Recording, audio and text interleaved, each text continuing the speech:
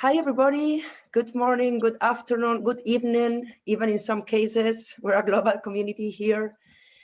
This is Veronica Rebollo. I'm one of the World Rainforest Day coordinators. I say one because this is an effort that has been put together with a big team.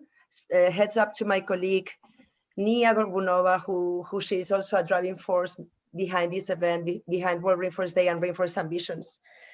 So yeah, we welcome you all on behalf of Rainforest Partnership. We are very excited to be launching today Rainforest Ambitions for the very first time. This is our celebration program for World Rainforest Day.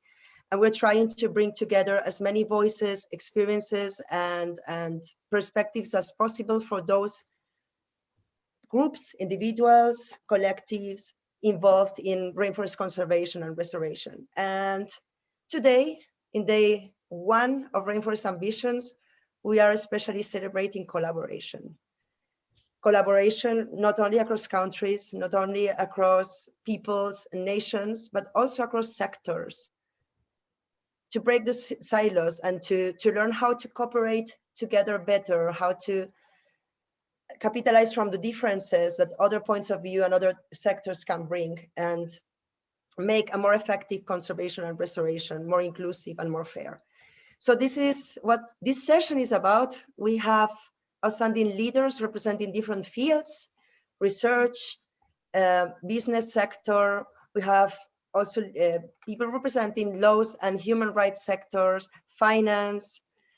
And so the purpose is to bring them together to dialogue, to talk, how to better cooperate and break the differences in between them.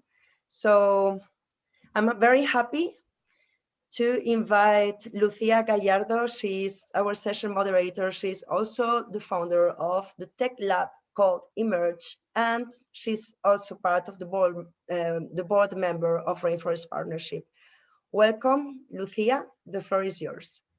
Thank you so much for having us, and so much for organizing what are 3 days of really meaningful sessions for our collective mission.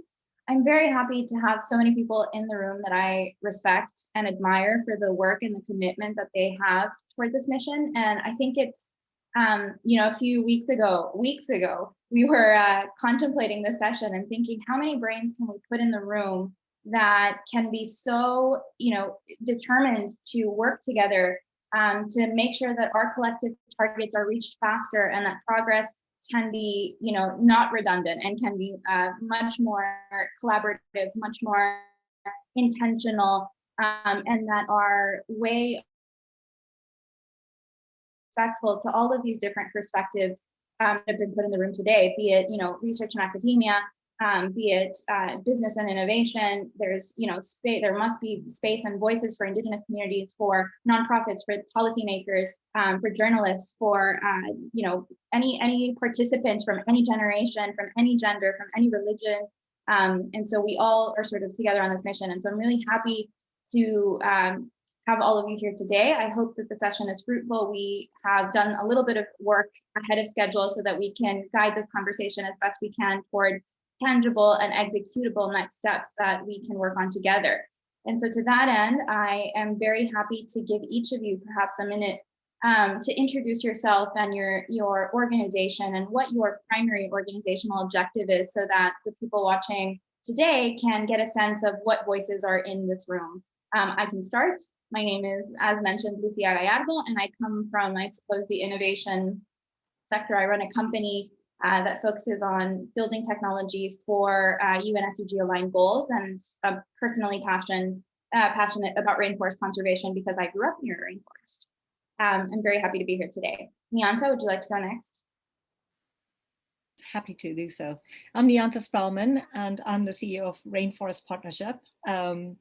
So our work is direct work on the ground, working directly with both local and Indigenous rainforest communities in protecting the forest, which started with sustainable livelihoods, and actually it's very integrated approach now, because as you all know, attaining sustainable long-term results means that you cannot just do one thing, you've got to integrate, but always from the point of view of at the community level. And the other side of the equation of the work we do is how do we basically bring the rest of us together that are not in the forests. And what that means is that our global initiatives, Films for the Forest, and then World Rainforest Day, we started it 5 years ago. So we've got somebody here. When we launched it in 2017, we launched it a day after when the US pulled out of the Paris Agreement with the tagline, "Because the world can't wait." And here we are 5 years later, and there are celebrations and actions and initiatives all over the world. And so excited to be here with all of you and really to learn and collaborate even further.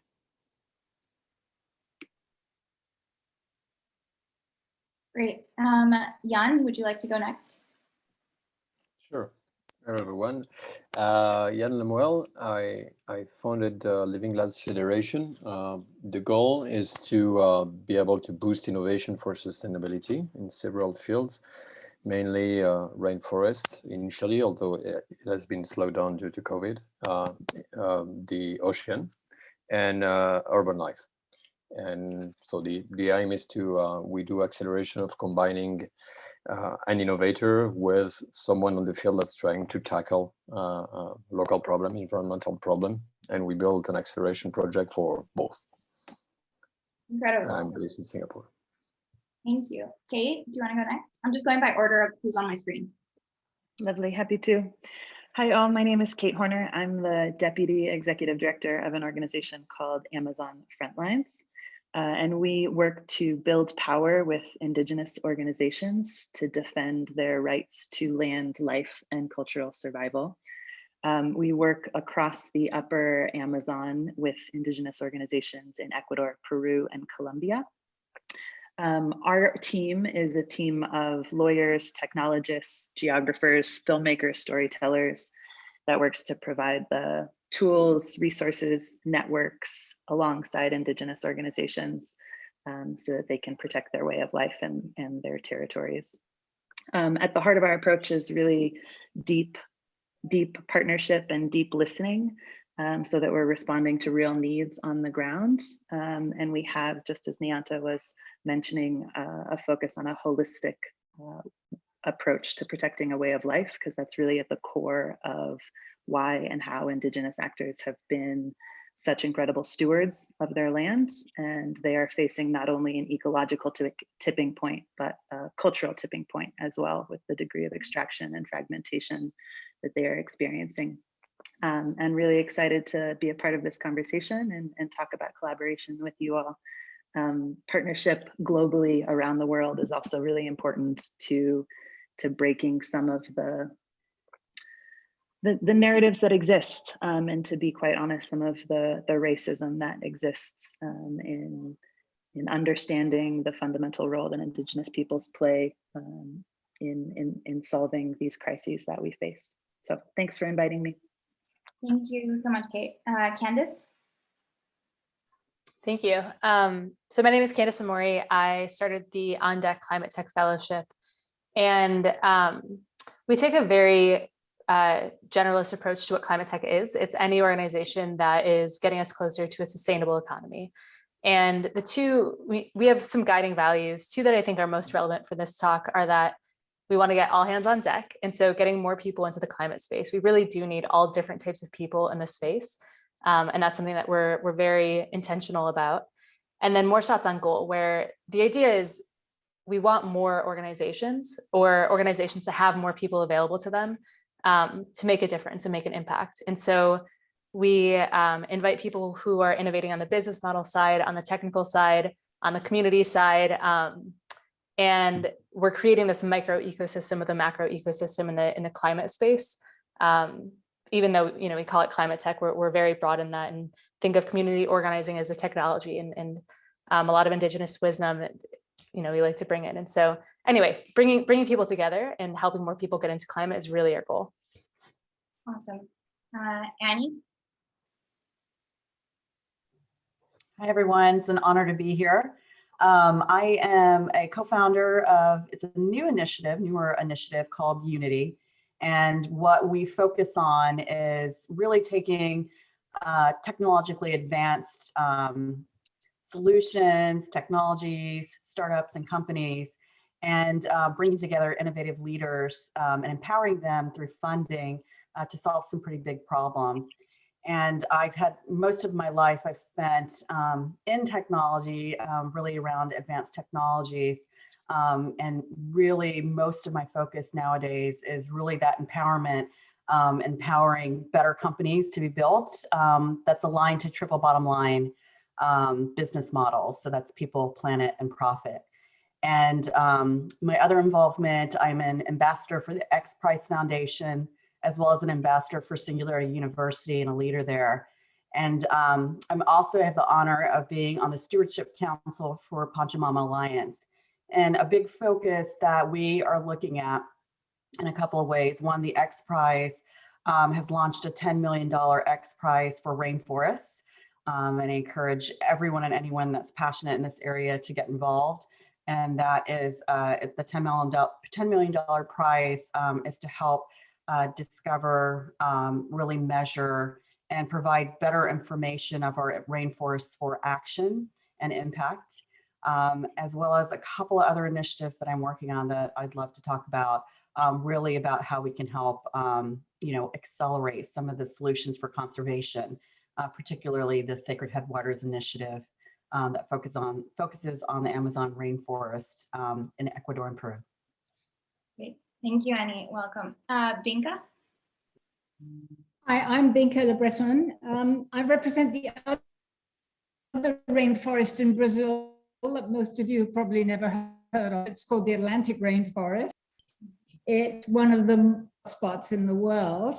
It stretches all the way down the coast from north to south. It's been incredibly things like Sao Paulo and Rio and all the major cities in Brazil. So in the Iracambi Research Center, we are actually out in the field. We are in the rainforest, in an area of fragmented rainforest. It's very fragmented, but it's still pretty big where we are.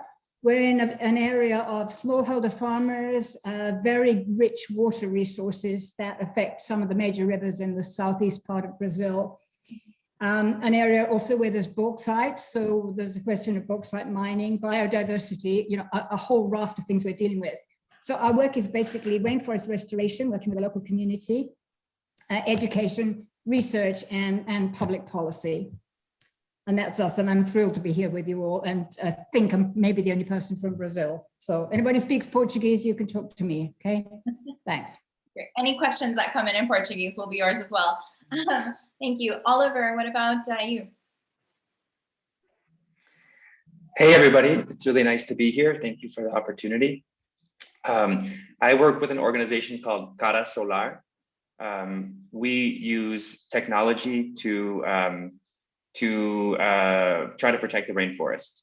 And we really see technology as a means and not an end. And so our work is more about the how than the what. And the how is by building really capable, competent, expert Indigenous teams who are capable of designing and building and maintaining and operating and fixing the technology that we build. And the main thing we're focused on is electric boats that are powered by solar energy. And we think there's huge potential to address a problem that is really relevant to all of us, which is road creep in the Amazon. There's really no viable climate plan that doesn't stop building roads deeper and deeper into the Amazon. And yet the people who are there want and need access to each other, to opportunities. And so the interconnected navigable riverways of the Amazon are the way to go. But we can't keep moving gasoline from cities to towns to villages to communities in order to power mobility there. And so there's a better way, and that's what we're building right now in the Ecuadorian Amazon with the Achor people. Thank you very much. Awesome. Welcome. Jonathan? Hi, everyone. Good morning, good afternoon, and I think it's in the middle of the night for some of you. So thanks so much to Rainforest Partnerships for including Health and Harmony. I'm the executive director of Health and Harmony. We're a 15-year-old planetary health organization, and we're founded on the understanding that we've never lived in a world where the health of people, the health of ecosystems, and the health of the planet could be addressed in silos. So we work at the intersection of the two industries of global health and conservation. We're planetary health in action because our work beside rainforest communities improves both human well-being and rainforest integrity. Our mission is to reverse deforestation of tropical rainforest in order to curb global heating and to curb the collapse of nature. And the way we do that is somewhat unique. We know we're not the experts. We know that the experts in knowing how to live in balance with rainforests are the people who live in the rainforests. We also know that the how is more important than the what. I'm intrigued by what Oliver said, as we believe that, as you do, that the how is more important than the what. So we practice a methodology that we've established called radical listening. And radical listening is a methodology to restore agency and to facilitate community design solutions. And then we invest precisely in the systems-oriented solutions that communities themselves design to reverse rainforest loss. Thanks, everyone. Really excited to be here with you. Great, we're almost there. So Juan? Thank you very much. Hello, everybody. I'm very happy to be here. Thank you so much for the invitation, and also very happy to see some familiar faces. And well, my name is Juan. I'm currently based in Berlin. I'm a doctoral researcher at the Center for Fundamental Rights at the Hertie School. So basically, I'm looking at the intersections of climate governance and international human rights law, particularly in Latin America, how they interact both at the public policy level, but mainly at the judicial level. And also I'm looking at the role of the Inter-American human rights system in dealing with questions of climate concerns.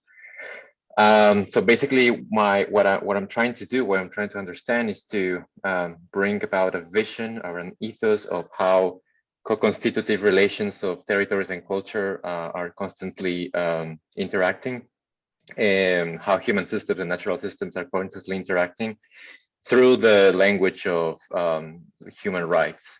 As you all know, human rights, even though of course is a very technical idea, many indigenous communities, at least in Latin America, they have embraced this idea and they have adopted it and they have transformed it for their own struggle, from their own mobilizations. And I'm also looking at how legal mobilization is taking root and it's expanding in many Latin American countries. Before this, I was working in Fundación Pachamama as a local NGO in Ecuador, where we were working with many nationalities in the Amazon, working also for the protection of their territories and their human rights. Yeah, I'm very happy to be here and to share all of our wisdoms together. So yeah, looking forward to it. Wonderful, thank you so much. And finally, and the very patient and brilliant Sweta. Thank you. So, Jonathan, your words really resonated with me. I wear a complementary hat. I'm on the board of Eco Health Alliance. That's not the capacity I'm here today, but we very much support this One Health agenda, where planet health, environmental health, and human health need to be looked at not in silos, but as simultaneously. So I'd love to talk to you more about that as we go through this discussion. But it's an absolute pleasure to be here today and to share the stage with so many accomplished people who are just working on, obviously, their passions, but something that is really critical to our future, our collective future. So really, thank you for having me. I'm here in the capacity of the US President for We Don't Have Time. It's the world's largest climate action network. And if you're not already on it, it's something that I encourage everyone to have as an individual profile and user. Think of it like the Facebook for climate change. And then to please have your organizations on it as well. Our goal is to provide technology and a tool to allow the sharing of really good ideas and to scale solutions. So to really connect the dots where things are working, and then to, as a collective virtually, to identify those practices that need to be shamed or warned against, either individuals or businesses, and then to create a virtual campaign that turns into real world action. So it started in Stockholm, Sweden, approximately 5 years ago. And we've just opened operations in the US that I'm overseeing. So I'm really excited to do that. You can see from my background, I'm in New York City at the moment, but I'm primarily in Washington, DC. I'm a behavioral scientist and I communicate to the media. So I speak a lot to the public directly through your major news networks, but I also help in advising policy. These two things are reinforcing. We need the public to support positive policy for our planet, and we need policymakers to put forward policies that are evidence-based and science-based. And so you can't really get one without the other. And so I sit very much in the nexus of that space.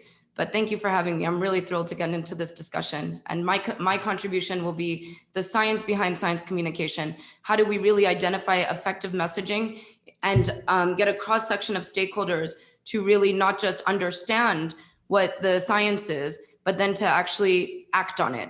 And then how do we amplify the hell out of that action? That's what I'd like to contribute. Thank you.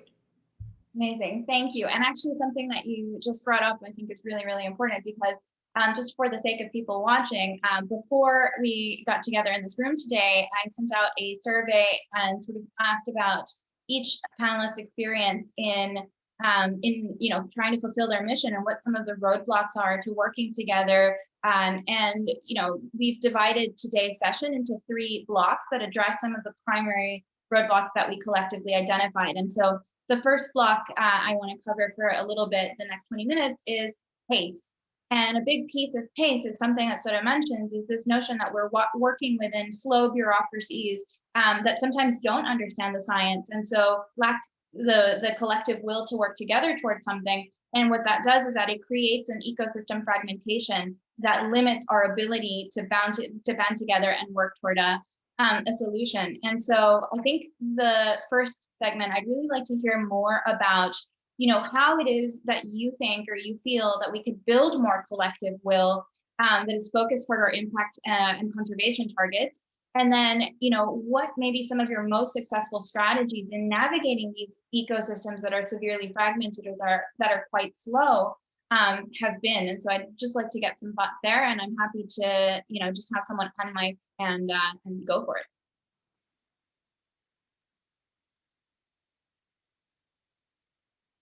But not all at the same time, please. If I didn't just talk, I would have jumped in for sure. I felt bad picking up the mic again right after being the last person. But I love this question, and I'd love to just open the floor with this. So I think it's really important. One of the things that we've lacked doing, unfortunately, as a collective, is understanding who the end recipient of a message is. We have the tools, we have the technology, we have pretty much everything we need to address the challenges that we're facing, except the political will and then the public support. And that tends to be a communication challenge. Not to oversimplify this, it's exceptionally complex.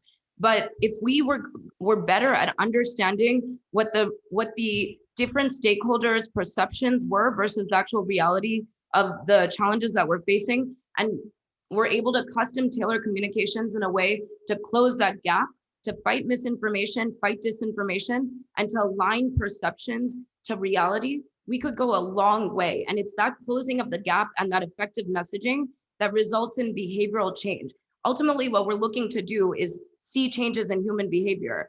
It's our bad human behaviors that got us here, that's resulted in deforestation, that's resulted in COVID-19 type outbreaks that we know are coming again in the future. And so ultimately, if we can communicate in a way to improve upon these bad human behaviors, we can see some widespread sweeping changes.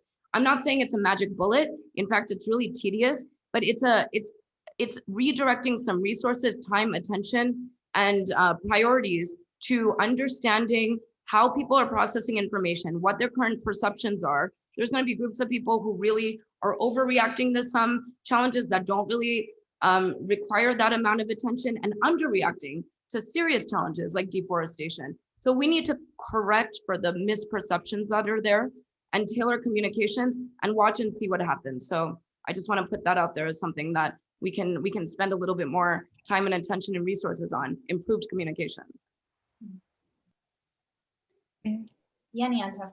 I'll chime in only because I want to bring a couple of things from the morning with Indu, Omaru, Ibrahim, and Bella Lack. So Indu, most of you know, an amazing, powerful Indigenous voice And one of the things she talked about is that communication shouldn't just be in English. And so in between the time when that ended, which was only about half an hour before that and this, and I had a couple of thoughts. But the second part of it was what Bella Lack said. So, you know, she's 19, she's this incredible youth activist. There was such resonance between both what both of them were saying. And she said, for us as youth, nothing is impossible, that we see harmony, that language is not a barrier, that, you know, the fact that we have empathy with wildlife and with nature, that we don't see ourselves as separate.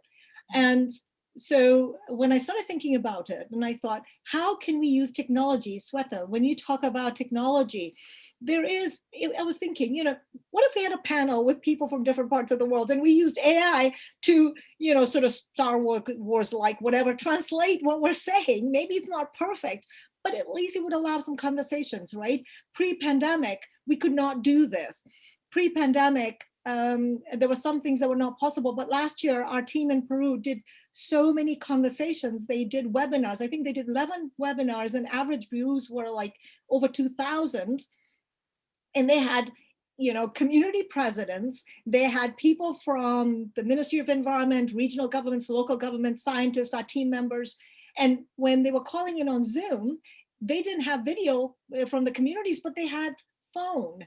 And at least they were part of the conversation. Again, still in Spanish, but the fact that there was a way of collaborating and bringing voices together. How do we start listening?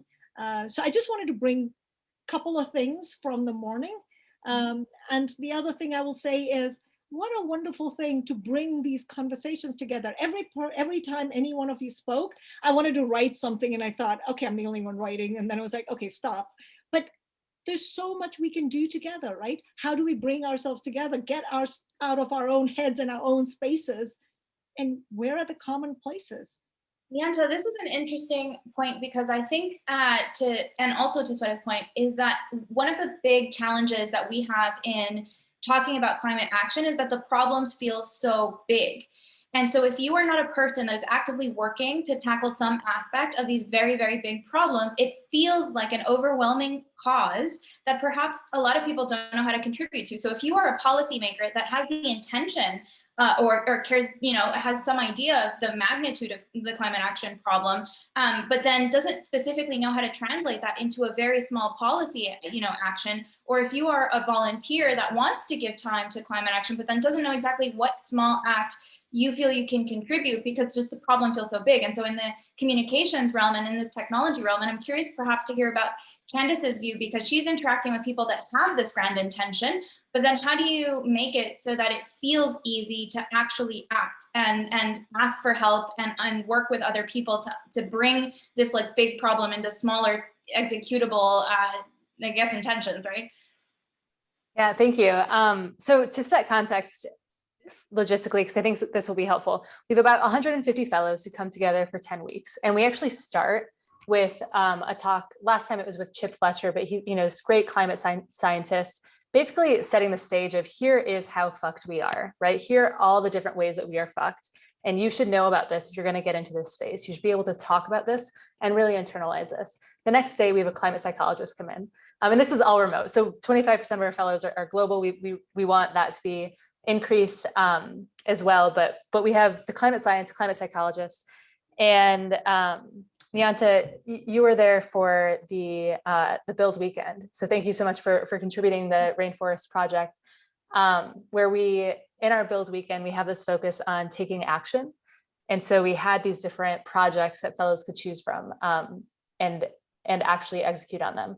But that's very practically how we bring people in and sort of set the stage. And then the magic comes from being intentional about getting different types of people, different types of experts. We all know climate is an incredibly complex space, requires policy experts, investment experts, from project finance to catalytic capital, technologists. And then Lucy, I think you're talking about this large group of people who have been really successful in non-climate industries, right? They've maybe built and sold companies, they're software engineering professors. And I'm speaking mostly on the tech side, but they could be policy experts in poverty, but not in climate, right? And there's obviously overlap there, but they're looking to get into climate. And about a quarter of our fellows are that type of person. They're experts in something and they want to come into climate. And so I believe that a lot of our role, beyond, encouraging people to start organizations or to join climate companies and get that more shots on goal, is to just provide a bridge for these people who don't have a background in climate to get in there and understand that like they have something to contribute. Everyone has something to contribute to this space. And if they meet the right people, usually people who are deeper in climate, they can get there a lot more quickly, right? Because they can join other organizations, they can join other sorts of ideas that they can execute on. So that's how we do it, is we bring together all these different types of experts, very intentional about not over-indexing on any one type of person, making sure that they're all experts in something, but giving them, those 10 weeks and then the time afterward to get to know each other. And so it's kind of like this talk, but over 10 weeks and with 150 people. We're all different types of people. And that's what we try to do.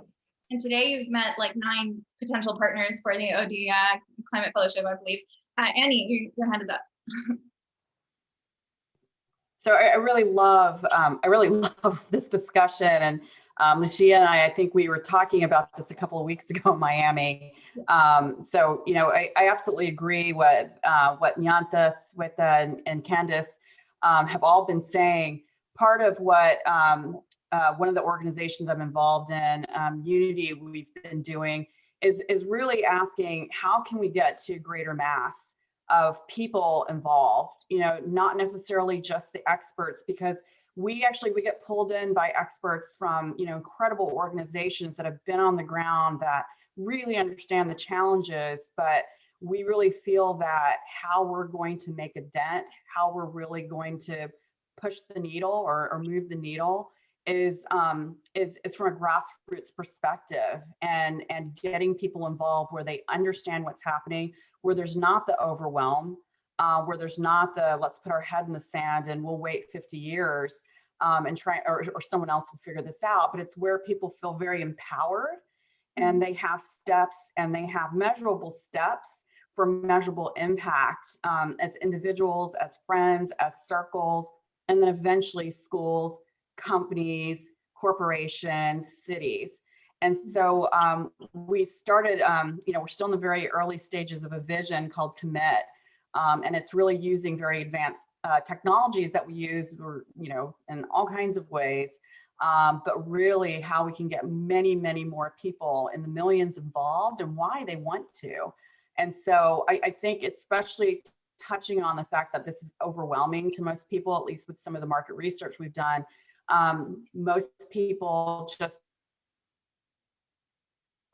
care, especially generations, but they don't know what to do, and they don't know if their actions will really have an impact. And so, we've seen there's a couple of initiatives out there and platforms out there that are moving in that direction, and we want to kind of collaborate, but also I think we have a vision where we can try and get many, many more people involved from an influence perspective. So I think that's one thing, but also the second thing is, talking about what's slowing things down. And my experience, and maybe that my experience, as well as some of the organizations and people that have been, really out there for decades, is that it is complicated. And sometimes we're up against many competing challenges between different governments and markets and economies. And part of what we're trying to understand or figure out is how can we get more organizations, the 1.5 million nonprofits that are driving earth-based initiatives to work together, in rather than in silos, but pooling resources, pooling funds, and really coming together in one cohesive, focused direction as projects. And we have technology that can do that. We have technology that can drive funding, especially when we're pretty deep in the blockchain and fintech and decentralized finance world. So there's a lot of really amazing ways that we could bring people together as a community. And I think the question is there a desire for that? That's my big question. Yeah, I think I'd like to hear on that note, perhaps from Kate and from Kate, Binka, Oliver, because you guys are building like will on the daily, right? So I'd love to hear maybe, you know, some of your like experiences in doing that successfully, and then sort of these opportunities to say, hey, if you are more than one organization that's participating together, are there ways in which we can use technology? Like similarly, you know, I'm knee deep in AI and in blockchain. And so can we use these tools to do joint monitoring and evaluation? Can we do it so that there's joint accountability and so that the metrics are no longer these like fragmented approaches towards success, but rather that we thrive because the resulting monitoring and evaluation results are dependent on our ability to also work together? Great questions. I'm gonna use that with our team. How are we doing this on the daily, building political will when they wake up in the morning? Maybe just to start by responding to the first question around obstacles, I would say just a couple of things. You know, it's tricky to boil down obstacles to sort of one fundamental challenge, but I would say a couple of things which I alluded to just when I was introducing myself. And the first thing is about the understanding of the role of Indigenous peoples in solving the climate crisis. I would say that over the course of the last 10 to 15 years, there has been a truly profound sea change in the understanding at the global level of Indigenous peoples and the role that they play. We have really good data to make that case.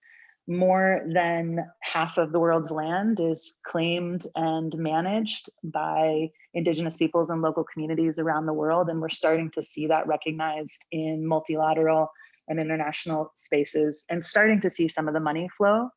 But we still have a lot of work to do in terms of national implementation.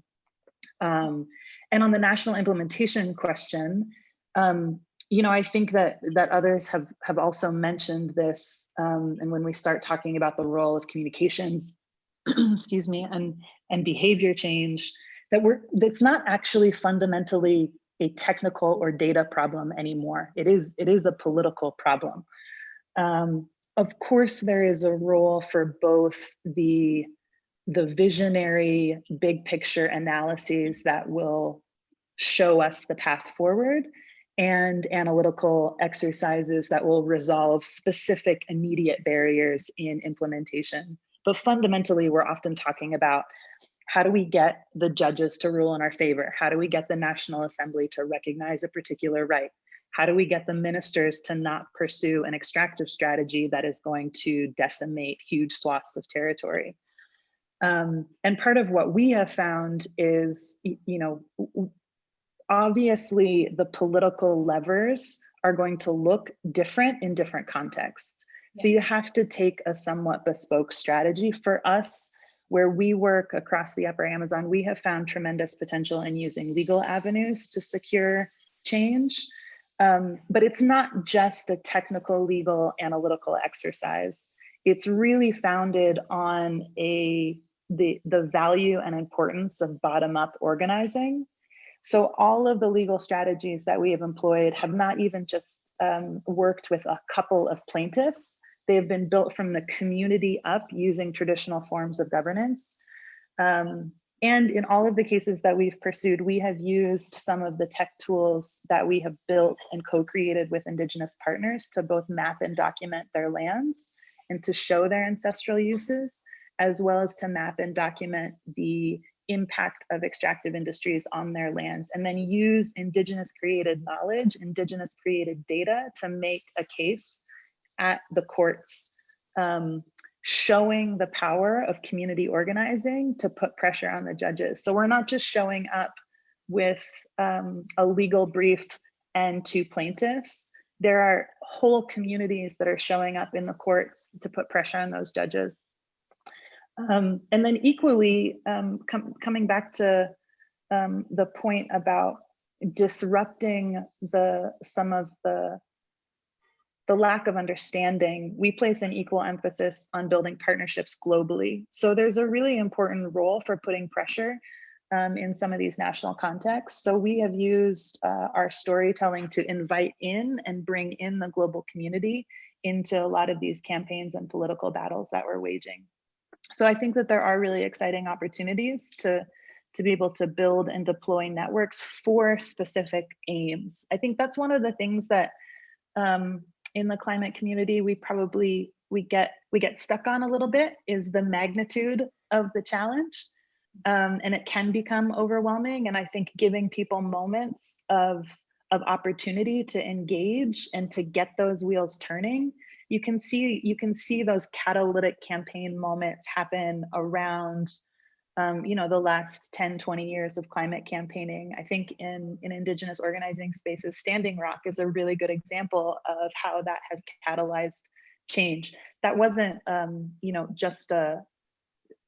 that wasn't starting from the point of a big global analysis about the role of Indigenous people. It was about, this is a fight and real people's lives are on the line and we need to stand alongside them. And I think doing more of that will help give people a sense. Just on your last point about tech, I think it's a really exciting question and a really exciting moment. One of the greatest challenges that we have faced is working in remote rural communities deep in the forest. We're not talking about people who are calling in from Quito. We're talking about people who are 2 days canoe rides. COVID has actually been really interesting because it's meant that we're installing a bunch more communications and energy infrastructure in communities to allow people to govern from their territories. It's something that we've always placed a huge emphasis on, but we're doing more and more of that. So we've spent a lot of time creating tech tools that allow for offline data analysis. And we're just, we've done a lot of work on ancestral mapping. We're not really at the point of being able to use that to document, biodiversity monitoring. That's kind of the next frontier. So we would love to talk more about how to integrate Indigenous appropriate technology into broader spaces, something that we haven't explored a huge amount. I think I'd love to have like an entire session with you on that, because my company has operated on both like extremely advanced technological planes and then very, very basic technological planes, because we have to be able to account for the spaces in which there is a lack of technological infrastructure, a lack of technological literacy. And in saying, hey, we're going to attempt to solve this problem, the solution is only viable if we can reconcile these two spaces, and how essentially in a design, in intentional design, we can make sure that the emerging and frontier and super advanced tech can actually meet this slightly less advanced, or if not significantly less advanced technology to actually achieve the end, right? The end goal. So I think that's a really, we could spend a whole day talking about you. Let's not open that door about this subject, but I'd love to hear just from Binka and Oliver and Juan and Jonathan really quickly, in terms of, your Juan for behavior change. I'm curious about,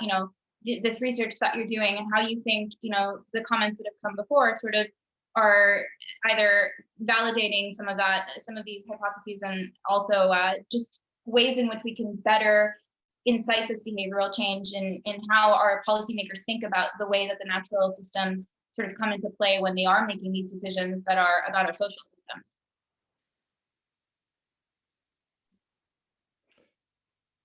Well, I can.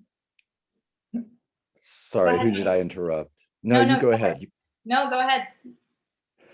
So I think I'm going to try to get at the bigger or the first question about the roadblocks. I'll just start by saying, before I joined Health and Harmony, I spent about 15 years in leadership positions with Doctors Without Borders around the world, Médecins Sans Frontières. I was on the front lines responding to famine in the Horn of Africa, the Ebola outbreak in West Africa, the Syrian conflict, and on and on and on. All of these humanitarian crises are indirectly or directly driven by environmental degradation or the climate crisis. So I got tired of waking up every morning going to work to deal with the humanitarian fallout of a sick planet. For us, the planet is the patient now. And this brings me to one of the major barriers. Right now, the theory and practice of global health is focused narrowly, and has been for the last century. It's focused narrowly on the individuals and populations of one species, and predominantly in a vacuum, right? And neglecting our interdependence with nature, our dependence on nature, the ecological determinants of our health. So I think one barrier is, first and foremost, theory and practice of global health has to cease to be so narrowly focused on Homo sapiens. And it's got to expand to encompass our interdependence with nature. Okay, that's one thing. The second thing is, I don't think our institutions are currently built for purpose. I mean, if you look at our multilaterals, whether it's the World Health Organization, the GEF, et cetera, the bingos, et cetera, you've got a global health industry on this side, and you've got a protect nature conservation industry on this side. And vis-a-vis the twin crises of the collapse of nature and the climate crisis, that siloed thinking isn't going to solve these grand challenges. So we've got bureaucracies, we've got organizations that are mired in their historical mandates, in their decades old mandates.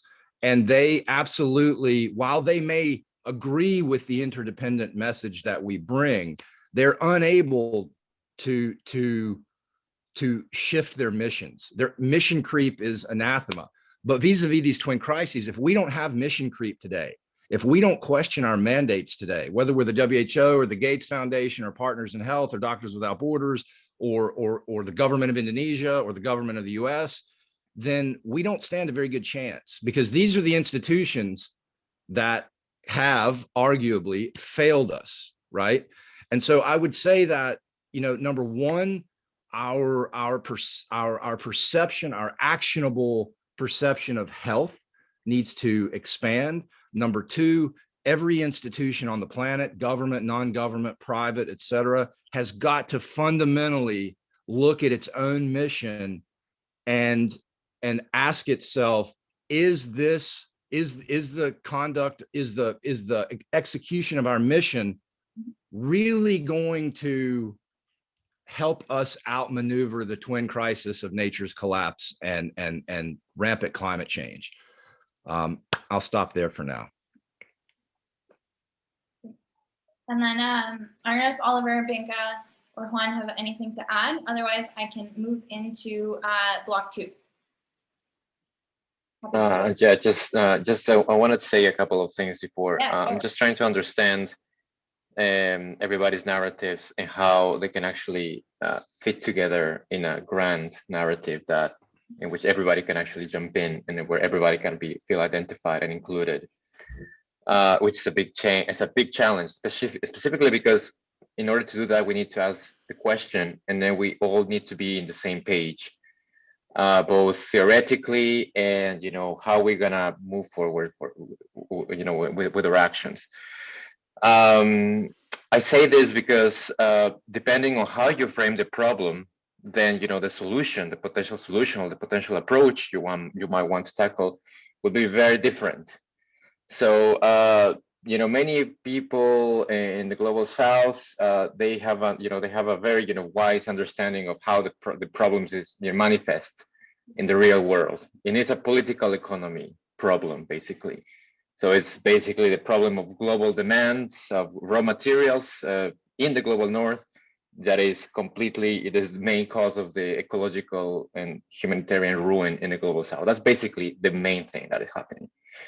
And unless we are all in the same page with this, and as long as we can actually understand that, yeah, it's a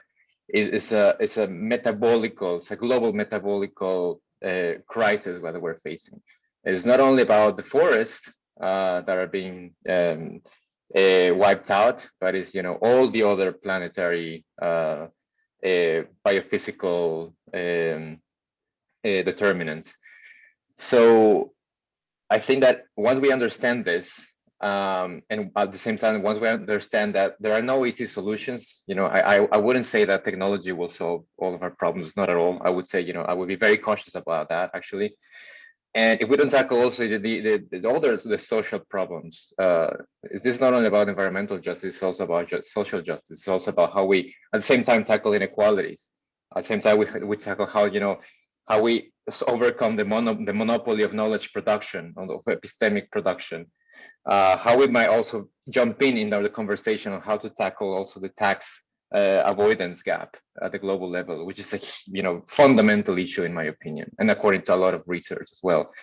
Are we also in the same wagon as the people that are prescribing degrowth as, you know, a potential solution in the global north to tackle the solution or not? Are we able to find ways to fund all the financial resources that the global south will need in order to actually protect the remaining ecosystems for the quality of life of the whole planet? How we will compensate, you know, this new type of development that we want to see in the global south without undermining the agency and the needs of local populations as well. So this is, I mean, I just wanted to contribute to this also like grant scheme, because I think according to that, maybe, you know, the responses will unfold in a different trajectory. So yeah, that's it. Thanks. Yeah, that's so fascinating that you really are trying to weave it all together. I would pose a rhetorical question perhaps, and then maybe try and shift our conversation to block 2. But I think, you know, how necessary is it that we be on the same page if we're all sort of trying to write our own approaches to the same book? And so are there ways in which there's enough in common between all of the intention and like the main purpose of our books that we would be able to come together and at least co-write a couple chapters? And that's like that's a far, far extent into this metaphor, but basically saying, you know, we are coming at this from very, very different perspectives, and how necessary is, you know, perfect alignment or, you know, 99% alignment if we can find maybe a 4% or a 3% that we can contribute to collectively that moves the needle forward in a much more advanced pace, you know? And so in hearing some of the comments that relate to technology or that might relate to, you know, our experience as a company, or in my case, then like, can I then contact Kate afterwards and say, hey, actually this one thing that you mentioned in this panel is enough for me to jump in and strengthen your work, and vice versa, right? And so I think it's very fascinating to operate on these 2 planes of saying, like, in the long run, we do need to be finding all of these ways in which we are on the same page. And then in the short term, are there ways in which, even though we're writing a completely different book, that there's enough there that we can just move the needle forward a little bit, right? So to that end, I think because there are so many different books being written, I'd love to jump into the second segment, which really is about the voices that make up this movement. And I think that, you know, we have repeatedly throughout this first part talked about native science, about, you know, the inclusion of Indigenous communities, not just the inclusion, but the stewardship of Indigenous communities, and making sure that the work that we do has an anti-colonialist approach to conservation. And so I think perhaps to start off our second block on like reconciliation and cross-sectorialism across this movement, I'd like to focus a little bit on that. I know a lot of you are working directly with Indigenous communities, so am I. And so it'd be great to just hear a little bit more about, you know, this respect for Native science and how we can further propel this stewardship on a more global stage and on a more present stage, so that it is factored in by all of the people that are trying to contribute to conservation and reforestation. Maybe Oliver, would you like to kick us off with that?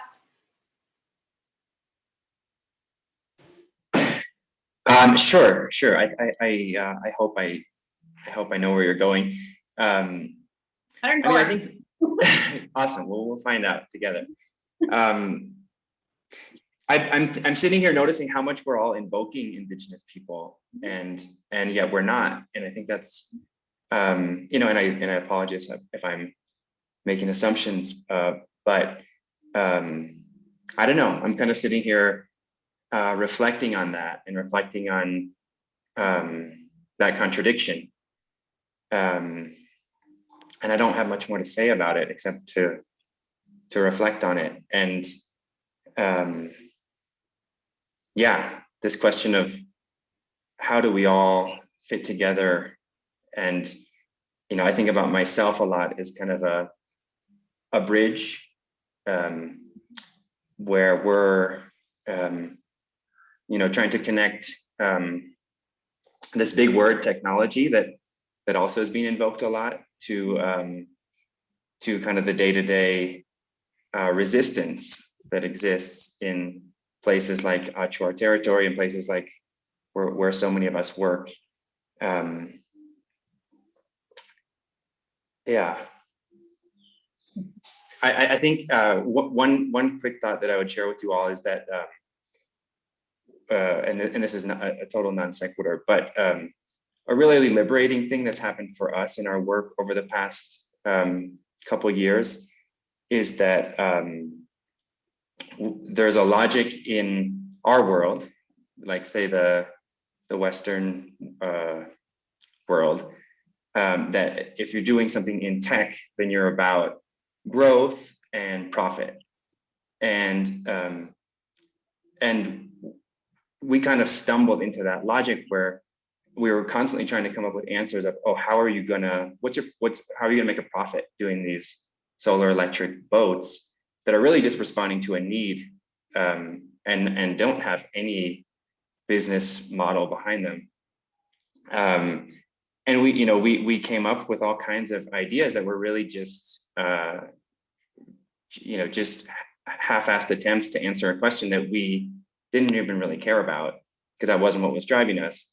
And then at some point, when we saw that any attempt to have an actual traditional business model where users are paying to ride, say, an electric boat, was actually going to cause harm, because wherever they were going to get those dollars was not going to be, anything along the lines of what we're trying to, it might cause deforestation, it might cause poaching, it might cause, because there's no access to cash in these communities.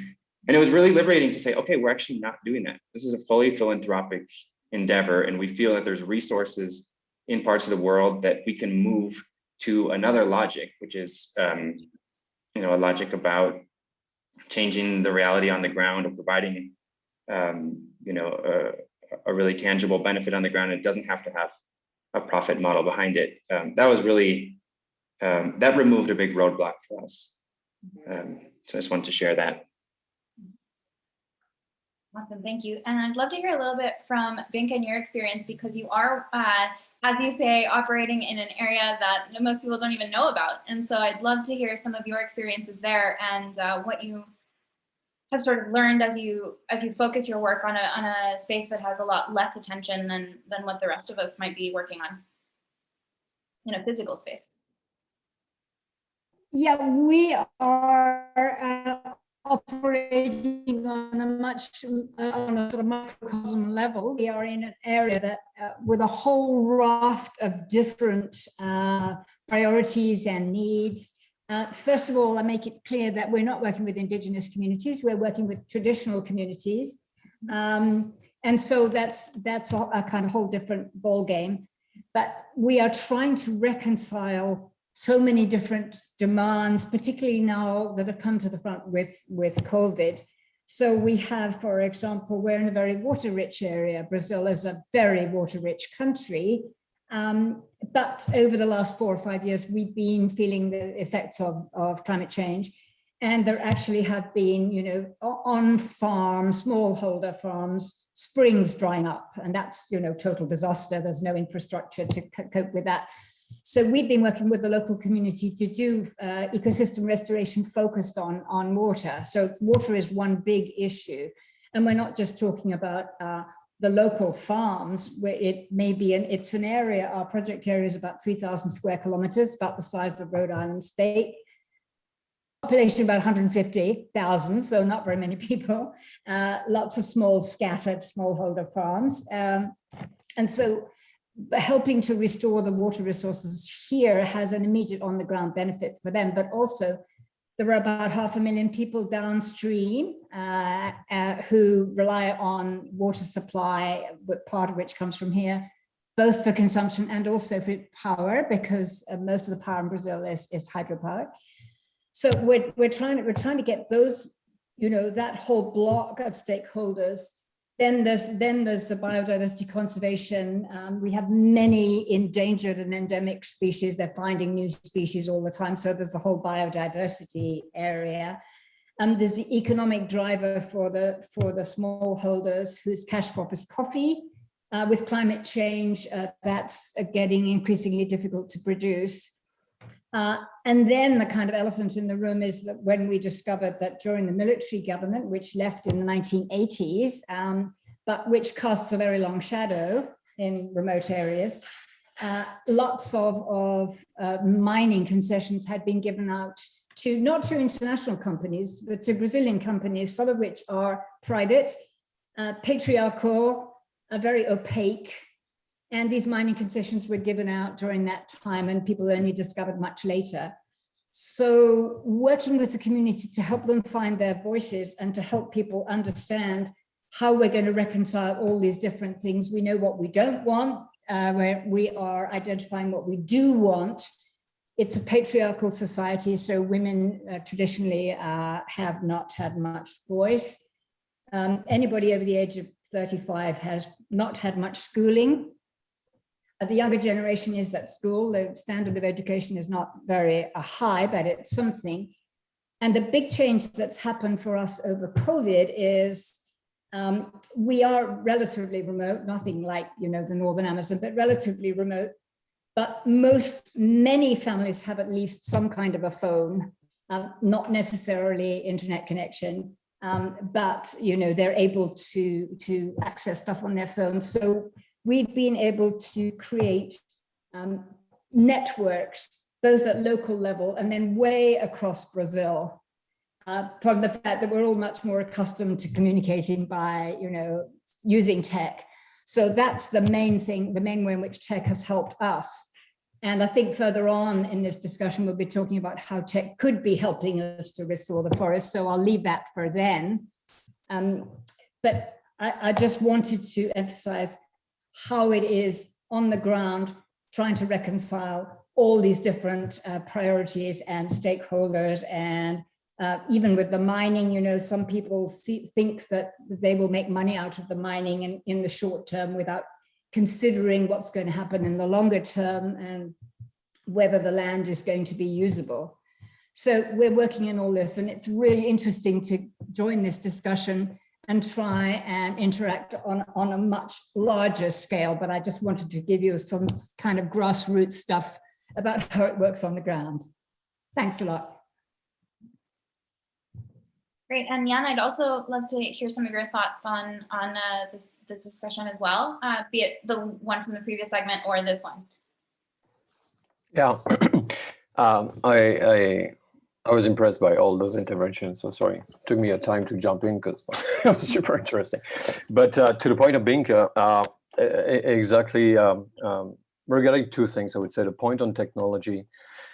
Indeed, that's a problem. Technology won't solve everything, and especially because there's a huge gap between the indigenous people, the way you want to preserve their culture, and the way you're going to use technology, and how are you going to mingle that, right? And Oliver had a very good image with saying that you still need a bridge, right? It won't be, I don't believe in a model where it will be totally in harmony, because you're going to deny something if you do that. You're going to force technology, you're going to deny culture. There's inherent complexity on the field. If you look at, I've been working with in the Xingu reservation.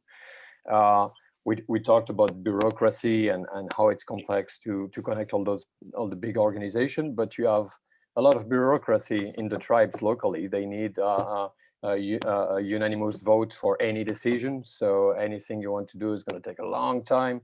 So that's part of the problem too. And trying, I think, hoping that we're going to mix and yeah, have an homogeneous collaboration between all the profile.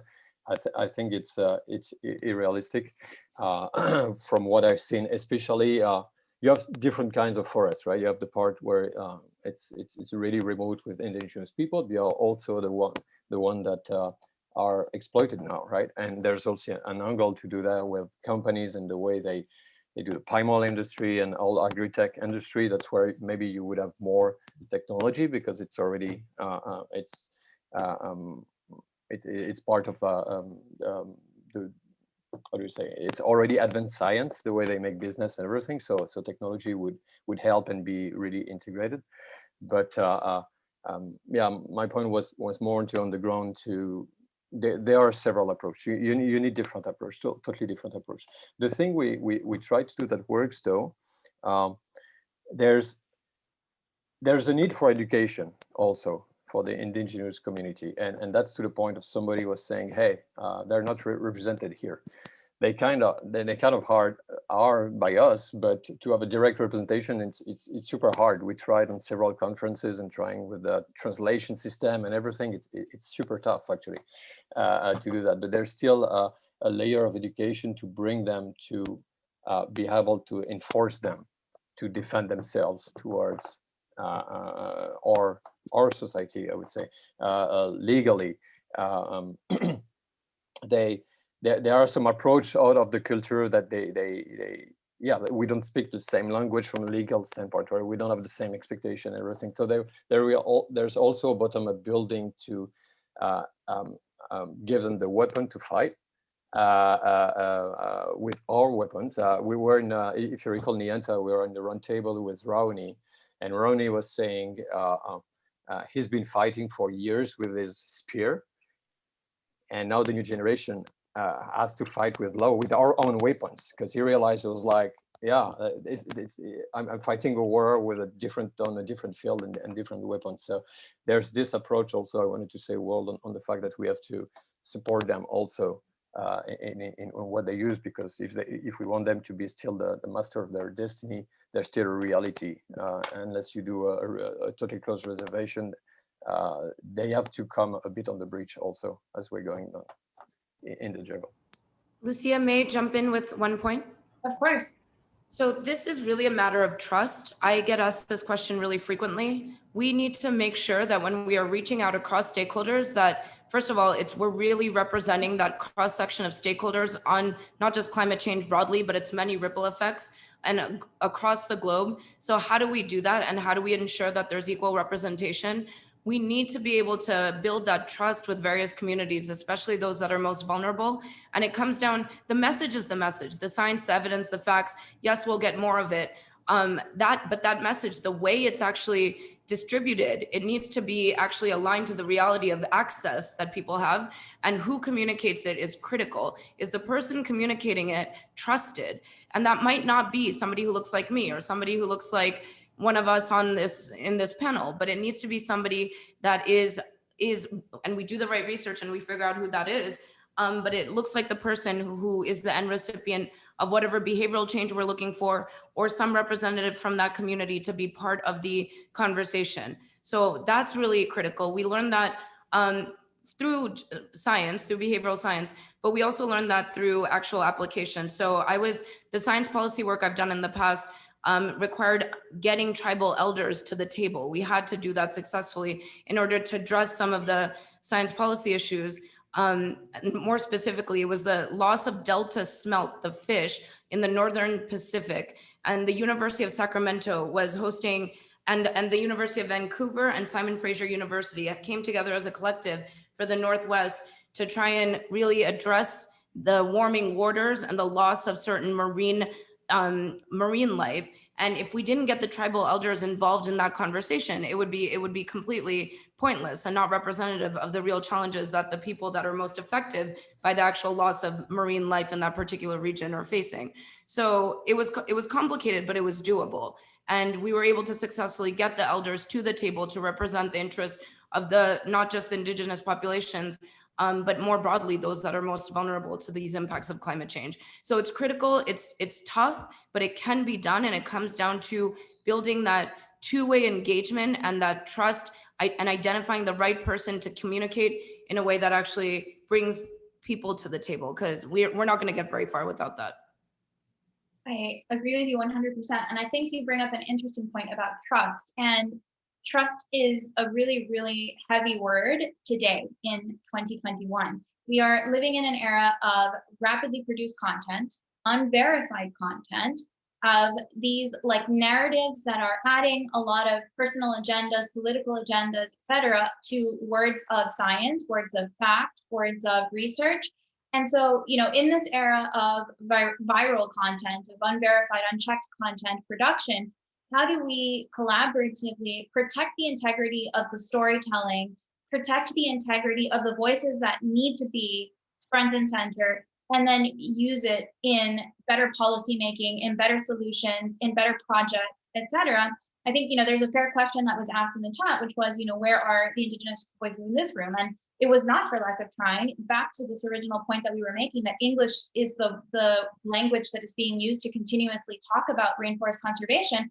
We struggled, even though we tried, to find someone comfortable enough with English to want to sit on a global stage and talk about, bring their perspective forward in a language that they're not necessarily comfortable in.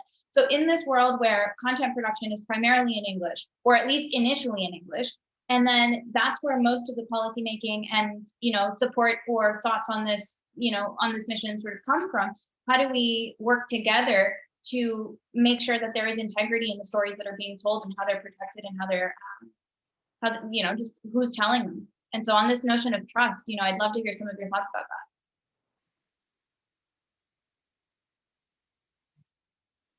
I'll give you a second to think, but somebody on mic fast. I can jump in very quickly on this. So I'm just going to talk about my former experience working as a lawyer for Indigenous organizations in Ecuador. So there's, at least from my experience, there are several ways in which you can actually gain the trust of your counterparts, of doesn't matter how you call them, your clients, your stakeholders, whatever. But like, at least in my work, it was time, time and due diligence.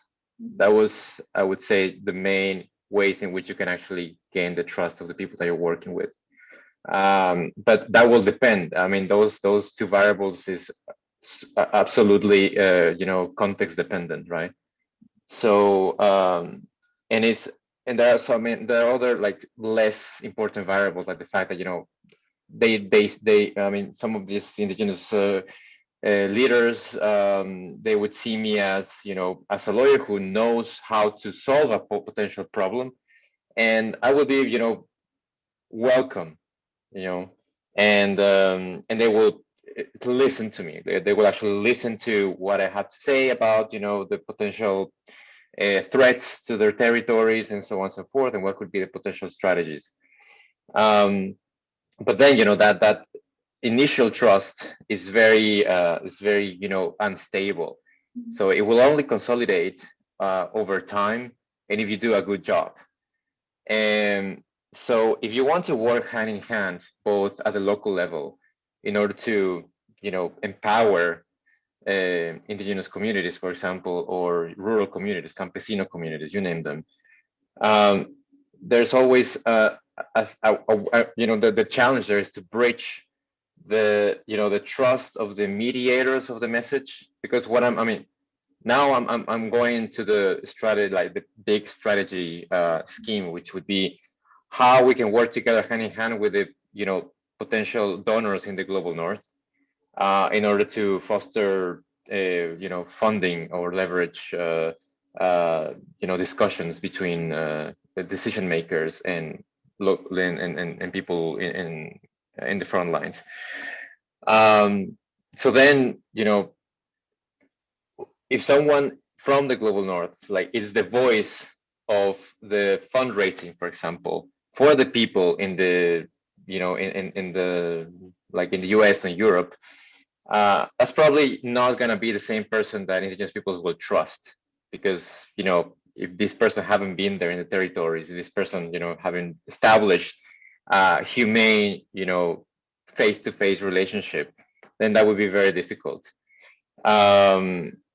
So what I foresee right now, and if we're talking about being committed to decolonize how we talk about these things, the only solution that I see is that there should be a way in order to empower indigenous leadership in a way that they can navigate all of these worlds, and they can actually be trusted by their own communities, their own organizations, and at the same time be the voice of those that that will have to interact with fundraisers and donors in the global north.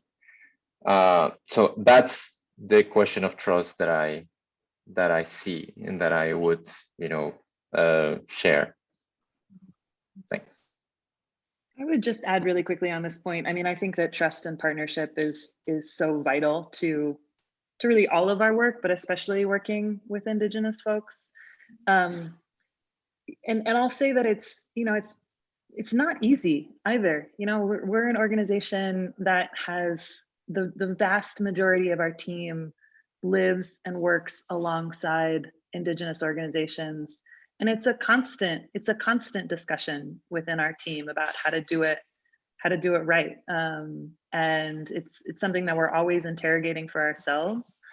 So I think that there's also no easy answer, but it does require a deep investment and a commitment to being transformed yourself, and a commitment to really responding to what is coming up in the pursuit of those relationships, and not coming with your own agenda, but being able to listen and learn in the process. I think that's one of the dangers that I definitely see. I spent most of my career working in global policy circles, and now I work in a very site-specific context. And one of the biggest lessons that I have learned is how international organizations treat site-specific organizations as though they are there to deliver, implement the will of the true strategist, which is people operating at the global level. I found it really interesting. The other thing that was one of the questions that I think was circulated to some of the panelists in advance, which is around the funding model. I think there's a really important conversation that's being had about how to get more resources to communities, to rights holders, whether they are either local communities or Indigenous peoples. And I think that one of the most important learnings from the philanthropic sector over the course of the last several years is the importance of unrestricted funding. Our organization was able to get off the ground because we had a multi-year unrestricted partnership that allowed us to work in a context that the rest of the world had written off, to be honest. It was the four Indigenous nations that make up and that founded the Sabo Alliance, our closest partner, had experienced such deep fragmentation. It was such a politically fraught territory that we really needed to spend several years not delivering results, but about just being in community and building those relationships. The idea of moving slow to move fast was really critical to how we operated. I think that there's a lot to unpack in terms of how to mobilize resources for Indigenous communities.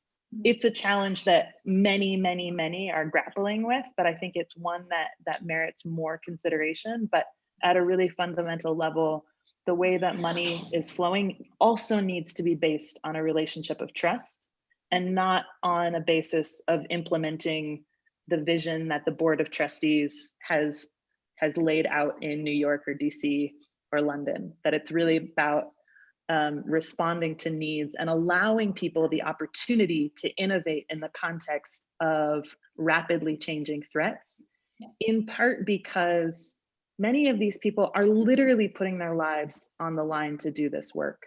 The physical threats, the psychological threats that many face in pursuit of defending the forest is something that we're only beginning to get our heads around. Global Witness has done a really good job of putting this issue on the map, but they're only even talking about the people whose lives have been lost. That's not even the other forms of trauma and violence, harassment, intimidation that are that plague these regions where we work. The one last thing that I'll just say is that I think one of the biggest challenges in developing partnerships is understanding that decision-making happens through collective traditional governance. And we much prefer to work with like the one political elder because it is easier and cleaner. But the processes of Indigenous governance and Indigenous decision-making are very different. And we have to allow space for that. So, in our work in Colombia, for example, we have compelled the government actors to come from Bogota to be in territory and to participate in those decision-making processes. And not only do they have to come and participate in the assemblies, but they also have to participate in the yahe or ayahuasca ceremonies in which the elders bless the decision. They don't have to drink, but they have to show up, and they have to allow for those traditional forms of governance to be on equal footing. That's not to say that everyone has to, come to the forest and drink yahe to do good work, but it's a recognition that these communities work differently, and so just allowing for some understanding that the work happens in a different way. Yeah, I agree with that. And also in the startup space, we would call what you were describing on the funding side patient capital. And so it does not require immediate ROI. It's patient capital. It is there to do work over the long haul. I think that's a really important point. I'm really grateful for it. So there is a question I want to get everyone's opinion on, but I know there's two panelists with their hands raised. So I'm going to go to those two as final two, and then I'm going to go ahead and move into the final block to make sure that we get a final comment from everyone. So I don't know, Jan, Jonathan, who wants to go first? I can just quickly to the point of Kate, and she's very right on the approach, top-down approach from a global strategy that you try to use the local NGO to enforce. Totally agree with her, and to the point where we call those local NGO the initiators. For us, it's them that brings the topic. What do they want to tackle? And it's our job to bring the global outreach to find the proper support on any place on the planet to help them. A second point I wanted to mention on when we're talking about empowering Indigenous people, we've been doing an experiment over the last year. I was in Summit for fundraising with Indigenous people, and I gotta say, at times I kind of felt like shit, because we were talking money in crazy mansion in Beverly Hills with those people with us, and I don't want that to happen again. But so as a consequence of this, what we launched is a group of young leaders from all over the world, the new generation and the future cacique or chiefs. And it really worked. And the example I wanted to give you, you mentioned Standing Rock. So we connected the Native Americans from Standing Rock to the Chingu Indigenous people. And they're already talking about organizing something collectively together in Brazil. And to the point of trust, the trust between them was immediate. And it would have taken indeed months and everything to build the trust if you want to be an intermediary. But just the fact to connect those kids that are fighting the same thing in different countries, and we have people from the Pacific Islands, you can see already the dynamic between them to get organized and beneficiate from the social presence that Standing Rock really leveraged perfectly, and that they don't do in Brazil yet. So yeah, on this second point, I think it was a success. So I wanted to share that, the direct connection in between the different tribes. Awesome. And Jonathan, do you have a last note? Yeah, just on the question of trust. So in this, and I'm going to say something everybody on the call knows. In the split second that our species has existed, we have destroyed the Earth's life-giving systems. Okay, so nearly every ecosystem on the planet, aquatic and terrestrial, is in jeopardy. So the planet is in a crisis, and where planetary health is concerned, there are no insiders and there are no outsiders. So the anti-colonial approach, we can call it anti-colonial, but the very fact is, whether it's in the Xingu Basin where we work, or in Southeast Madagascar, or in Indonesian Borneo rainforests, we have got to have these experts solving the local problems, patching the hole in the boat closest to them, right? We need them doing that. It's their expertise, their wisdom, and these rainforests, as you know, if I can use the metaphor of the human body, they're one of the most important organs of the planet, right? And we very desperately need their expertise, their solutions at the forefront. We need their leadership, and we need institutions, we need the donors, et cetera, investing in those solutions. So that's what Health and Harmony is facilitating. We're facilitating the global transfer of wealth directly into the solutions that communities design. Now, on trust, we enter rainforest communities and we practice a methodology that it's probably similar to what a lot of you do, but it's called radical listening. And we ask them a very simple question. We say, you are the guardians of a precious rainforest that is so valuable to the health of anyone wherever they live on this planet, and it's so valuable to the planet's functioning.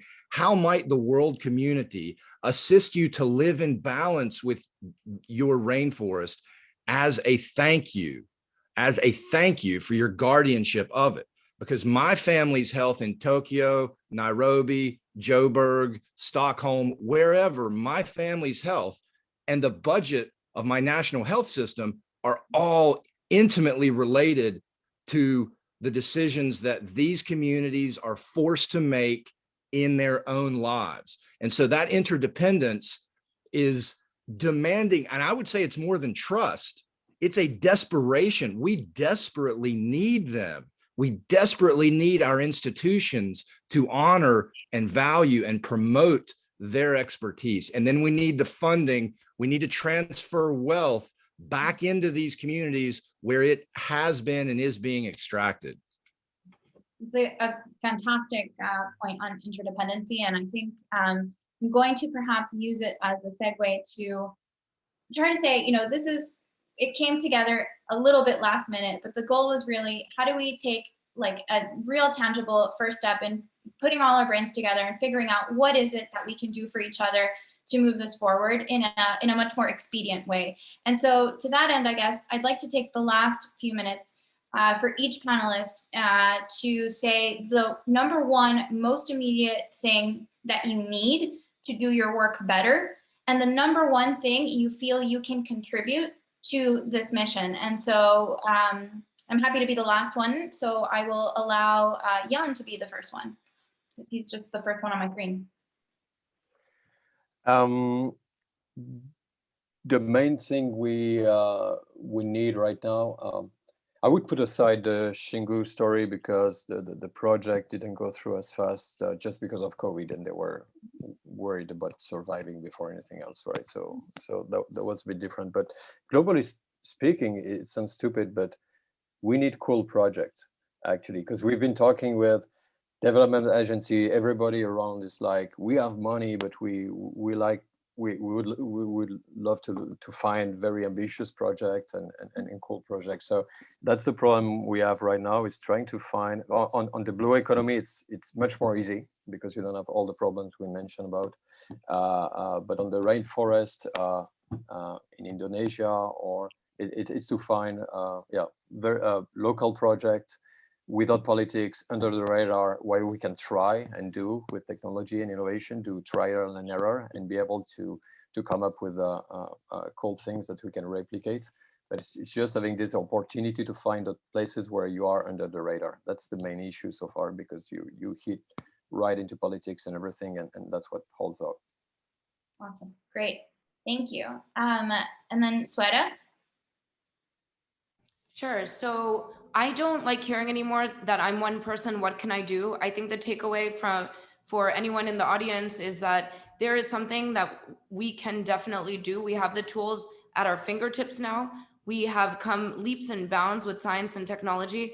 And so use different tools available to you. Download the app. We don't have time. There's others as well. There's one that joined our ecosystem called Sustain Chain that is in beta, that is also going to be creating this type of ecosystem that shares good ideas and scales solutions. So yes, one individual person might feel, what can I do as an individual? But the second you add somebody to the team, you're a team. You add one more person, you're a group. Then you become a community. Then next thing you know, you have hundreds of people all around the world supporting a good idea and sharing it and scaling it. So please use the tools that we have at our fingertips. We don't need any more excuses to not act. Thanks. Awesome, thank you. And Candice? I think to that, on the tech side, I think a lot of people struggle with what can they do, right? Like what is that one thing as an individual that they can do? And hearing from this talk, there needs to be less, and tech understands this, there needs to be less of a focus on offsets and on what individuals reducing their carbon footprint. There are a lot of apps to do that, and that's fine. But I think what I'm taking away from this and what I want to bring into my work is that as one person coming together with all the other one people and taking collective action and community organizing and working together to change the systems, not just play within the systems, feels like the biggest action that we can take as one person. Awesome, thank you. Oliver? Cara Solar right now needs, we need people who have kind of very specific experience with big electrical engineering questions. We're trying to figure out some really interesting technical dilemmas about what's the right way to grow what we're doing. And it's a very specific thing. So if anyone has a light bulb going off in their head about someone who we should talk to, that would be fantastic. And just in general, we want to keep connecting with places where there's kind of high integrity relationships with communities on the ground. And if anyone is getting an intuitive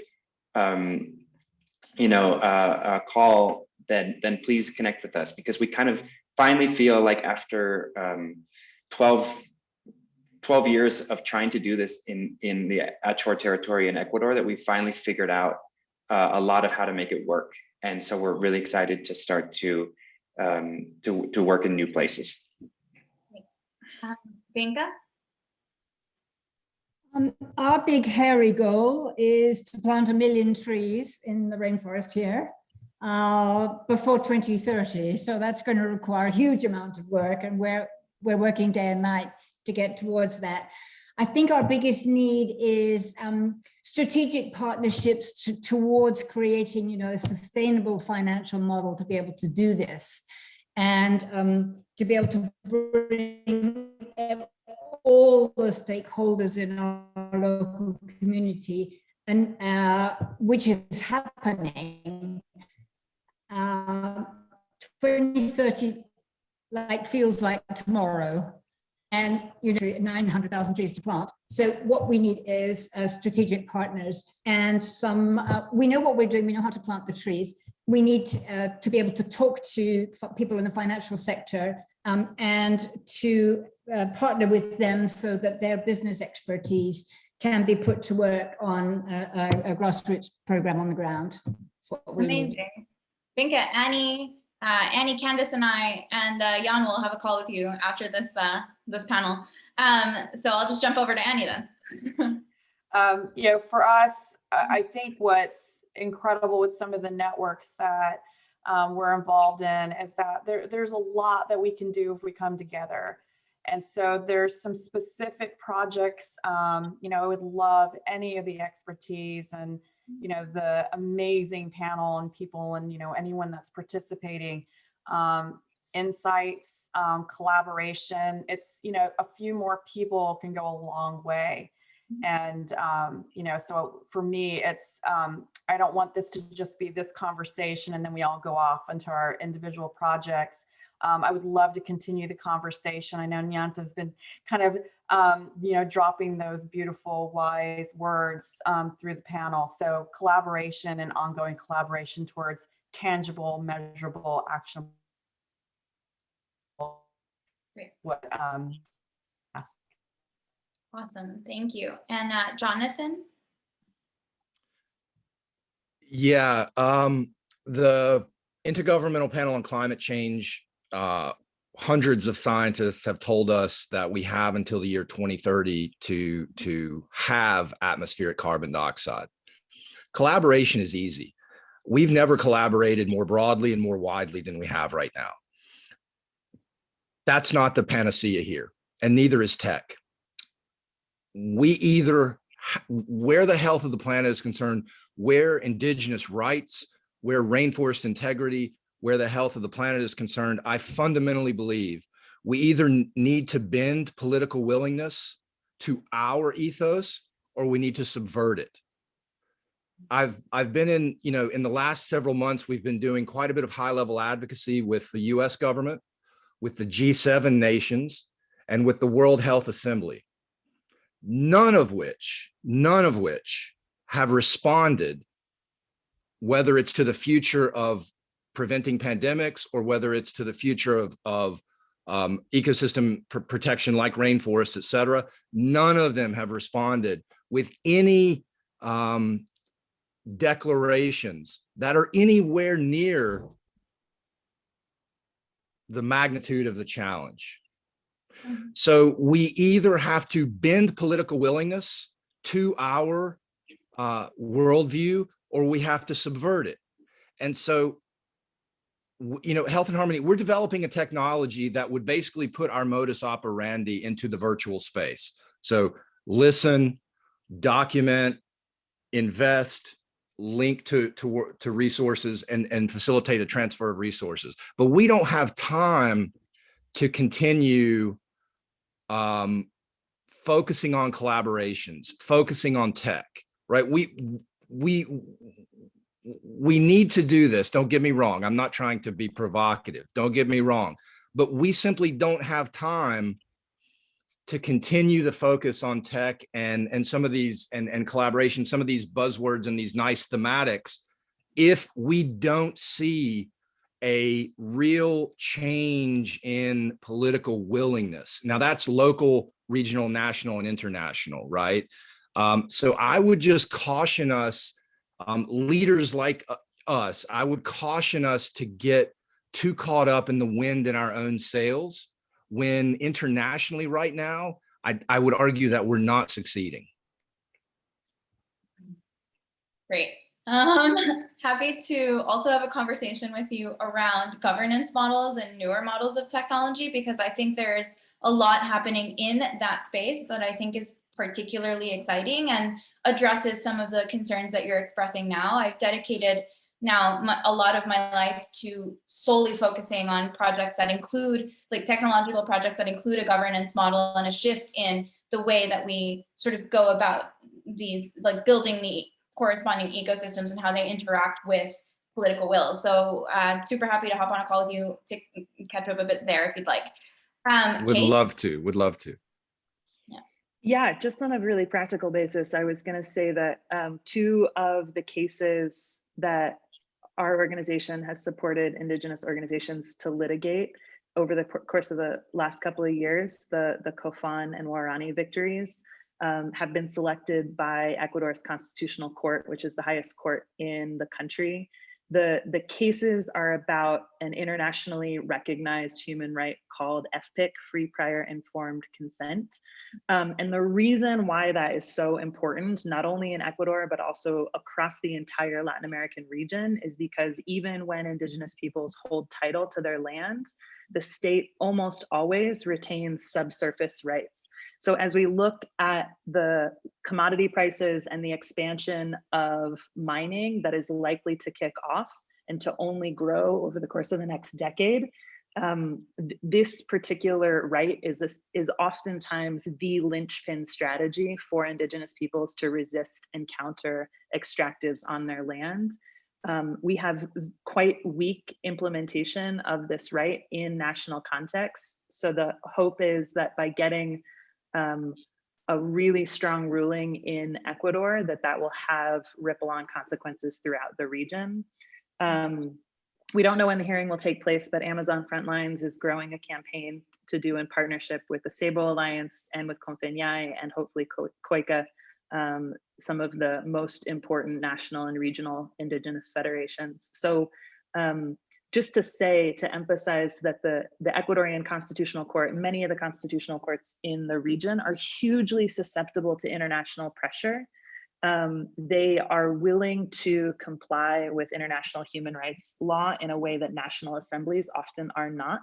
So it serves as a really incredible window of opportunity to compel national governments to comply with these international human rights standards, even as they pursue extractive industries that will have incredible consequences on forests and climate. So sign up for updates from Amazon Frontlines. That campaign is going to be kicking off soon. And I would really encourage you to read that op-ed from Namonte. I often really struggle to imagine a different future, and I need to be inspired. And that was an op-ed that completely changed just how I thought about the work that we were doing. So remember to be inspired too. Thank you. And then Nianta and Juan, and I think that's everyone, right, except me. Yeah. So this is really exciting to be here, right? It's for the sole reason that we have come together. I think maybe Oliver didn't, no, did Oliver speak? I'm trying to remember. You raised your hand. That we've come together to talk about our experiences, and the thing that keeps, what struck me and strikes me through the conversation, that these truths that we know, I mean, we know and understand them, but what Jonathan is saying is incredibly true. What Kate was saying is incredibly true. We're not making a dent. The thing that I go back to is when Forest Day was happening at the COP in Bonn. Half the people didn't even know that was happening. And here were people talking, coming together at the UN. It was on a Sunday, so poorly communicated, and everybody was in the room. And that day, the theme was, we've only been talking to each other. Mm-hmm. And it's true. There's a great deal of agreement between what we know, how we work, the right thing to do. And there are a lot of people, funders especially, it was tiresome for the last 2-3 years where I kept hearing people saying, why don't you all just get along? Well, we bloody well do, actually. We understand what it's like to work in the forest. It is not easy, it's complex, it takes time.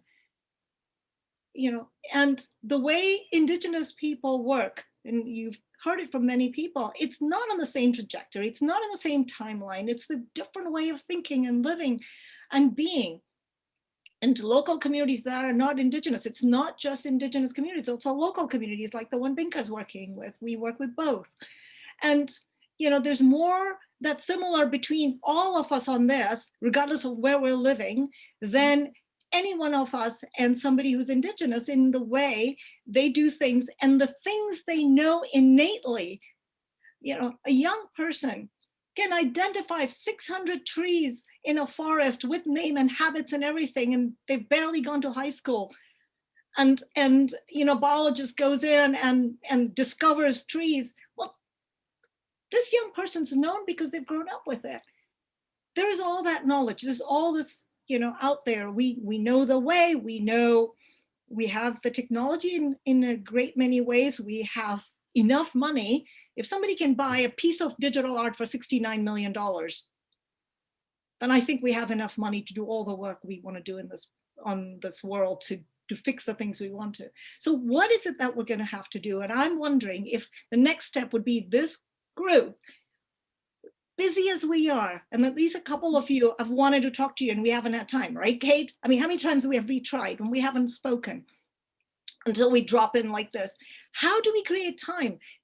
Do some of us say, we're going to raise our hands and we're going to figure out, we're going to sit together and figure out what is the way where we disrupt this? Because that's what it's going to take. Because the governments are not going to respond. The status quo, it's too comfortable for most of the systems and the places and the global economy the way it works, but there isn't time. We've got to continue doing what we're doing. So I've changed what I'm going to say, which is, for somebody who created World Rainforest Day, this was the idea to bring us all together, and here we are. And what are we going to do? Because we can't go back after this call and go back to being so super busy, so overwhelmed, not having any time to even breathe, sleep, think. We've got to say, no, we've got to pull this time aside where we come together. And Jonathan, you can lead us because you are clearly thinking a lot about it. I know I do. So that's where I will end. So it's going to be different from what I would have said even 15 minutes ago. I'm going to respond to that in a sec, but Juan, I really want to make sure that you get your final comments in. And Oliver, have you gotten yours in? I forgot. Yeah, okay, so Juan. Yeah, thank you very much. Well, first of all, I just want to end with a very, gratitude words for all of you, because first of all, I feel very inspired. I feel that every morning I wake up, and to me it's very difficult to get a grip of hope because of the situation of, on every front. But seeing you here, all of you, listening to you, and understanding what you're doing, where you're coming from, and your vision, to me, it gives me a lot of motivation and inspiration. So for that, I really thank you for amazing work. And yeah, I mean, I'm definitely on board with all of your spirit there. And I think that, on that note, I think at the same time, I feel that, at least I feel that I need to keep educating myself all the time to, to deconstruct and reconstruct myself all the time. And I think that that should also be transposed to the work of any type of, not individuals, but organizations as well. I think it's important for us to understand that, yeah, we do live in a very complex world. We live in a world full of trade-offs. So we focus on one thing, then we might do harm in another front, and probably that's not ideal. So maybe, trying to understand intersectionality, I think to me is a powerful word and a powerful concept that I am trying to use now to educate myself on many things that I'm blindsided. And that includes aspects of, how my work, how my vision, my impact, aspects of in racialized communities, in class divisions, gender divisions, and so forth. So I think that just a framework like that would be interesting for, I guess, many of us to adopt. And that I would say that I need that. And then I can contribute, my own research. Right now, I'm currently looking at how Latin American courts are now facing and dealing with human rights-based climate litigation. So I'm going to publish a piece soon in a journal. So I'm very happy to share that with you. That would be, that's the only thing I can do right now from my academic space.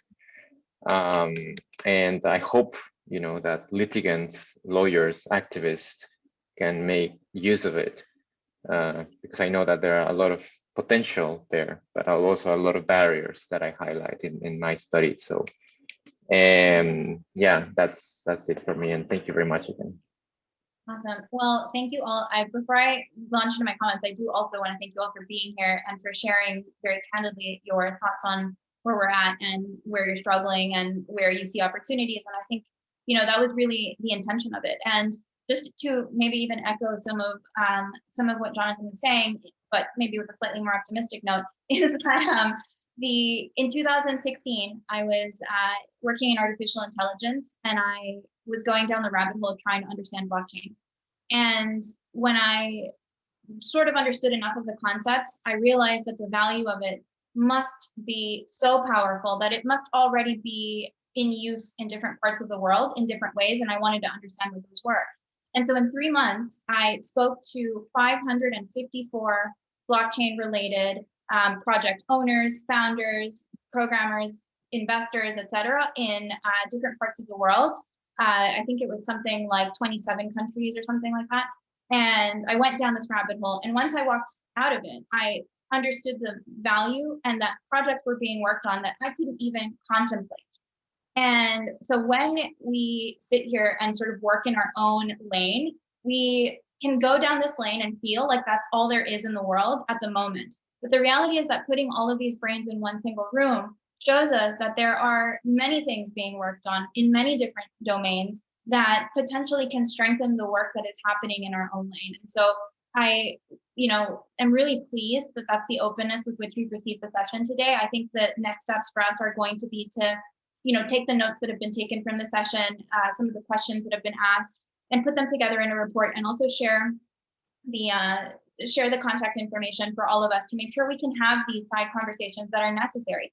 I would so be happy to talk to you a little bit about what's going on in this governance remaking of technology. I'd be super happy to talk strategic partnerships to support the work that BINC is doing, and continue my work with Rainforest Partnership, and continue my work with Candace and her fellowship. And so I think the spirit here was really, this discussion, it needs to happen often, absolutely, but also the executable actions that we can take to make sure that we are constantly supporting each other. That is also something that we really wanted to drive home today as like, there is a tangible next step to take.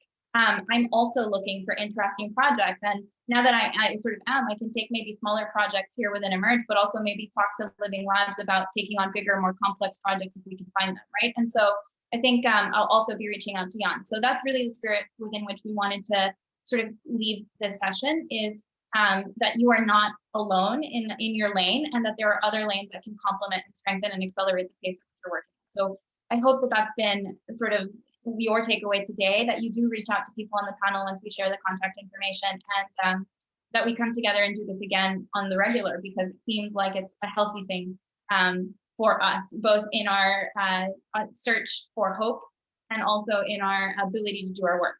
And so thank you very much for being here, and it was fantastic to get to spend time with you all.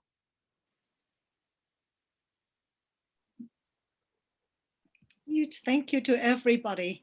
What a wonderful way to spend the afternoon. Thanks so much, everyone. Pleasure to meet you all. Thank you. Thank you. Bye, guys. Thank you. Sure. Really beautiful. Thank you. Thank you. And bravo to all the team at Rainforest Partnership for the organization. Hopefully you have an amazing rest of your night. Right.